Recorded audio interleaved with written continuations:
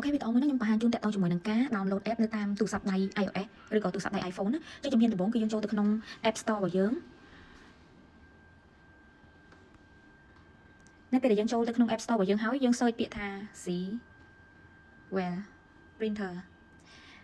នេះដោយសារតែខ្ញុំធ្លាប់ download វាហើយបានវាមានប៊ូតុង open បើសិនជាបងអត់ទាន់បាន download វាអញ្ចឹងបងត្រូវចុចលើ download ហើយ install វាហើយនៅក្នុងទូរស័ព្ទរបស់យើងអញ្ចឹងនៅពេលដែល download ហើយវានឹងឲ្យយើង open នេះវាមាន logo រូបសញ្ញាអញ្ចឹងពាក្យថា Cvel ហ្នឹងបងបន្តមកទៀតខ្ញុំចុចលើពាក្យថា open នៅពេលដែល open ចូលទៅកន្លែង label អញ្ចឹងនៅពេលដែលចូលទៅកន្លែង label ហ្នឹងហើយបងត្រូវចូលទៅកន្លែង setting មួយនេះចូលទៅកន្លែង setting ហ្នឹងដើម្បីយើង connect ជាមួយនឹង machine print របស់យើងចូលទៅ setting ហើយបងមើលពាក្យថា connect printer អញ្ចឹងនៅពេលដែលចុច connect printer ដោយសារតែ machine print ជាប្រភេទ Bluetooth អញ្ចឹងបងចុចលើកន្លែង Bluetooth ហ្នឹងមកបន្តមកទៀតបងប្រើពាក្យថា connect អញ្ចឹងវានឹងឲ្យយើងភ្ជាប់ជាមួយនឹង machine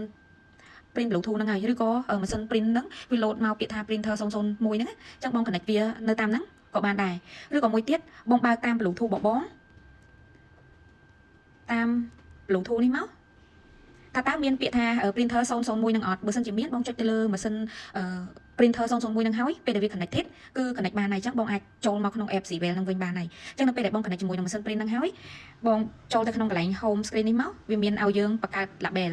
ខ្ញុំយកពាក្យថា edit label กระดาษបងដោយសារតែបងប្រើជាមួយនឹង40យើងដាក់កន្លែងលើហ្នឹង40អាក្រោមហ្នឹង30តែបងคลิกថាអូខេឧទាហរណ៍ថាបងចង់ដាក់អក្សរបងចុចលើតិចហ្នឹងហើយទៅសេអក្សរមក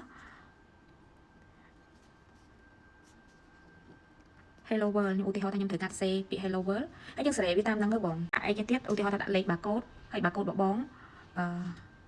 មានលេខកូដប៉ុន្មានឧទាហរណ៍ថា PS 0016ចឹងខ្ញុំដាក់អញ្ចឹងទៅហើយខ្ញុំទាញទៅតាមទីតាំងដែលខ្ញុំចង់ដាក់តាក់ទងជាមួយនឹងតម្លៃម្ដង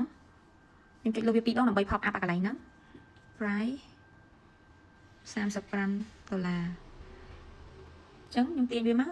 បងសេរីតាមតម្រងដែលបងចង់បានហើយឬក៏យើងចង់ទាញវាធំយើងយកម្រាមដៃយើងអស់ទាញវាតាមហ្នឹងបើយើងចង់សេរី iPhone nàyធំយើងយកអាកន្លែង label attribute ហ្នឹងមកហើយយើងអស់ចុះក្រោមវាមានពាក្យថា text size បូកមកបើយើងចង់តូចយើងដកមកហើយវាមាន left right center អីចឹង bold italic អីចឹងអូខេអញ្ចឹងបន្ទាប់ពីយើង custom label យើងហើយយើងចុចលើប៊ូតុង print នេះទៅវានឹង print ជាមួយនឹង machine print នឹង automatic ហើយបងអូខេ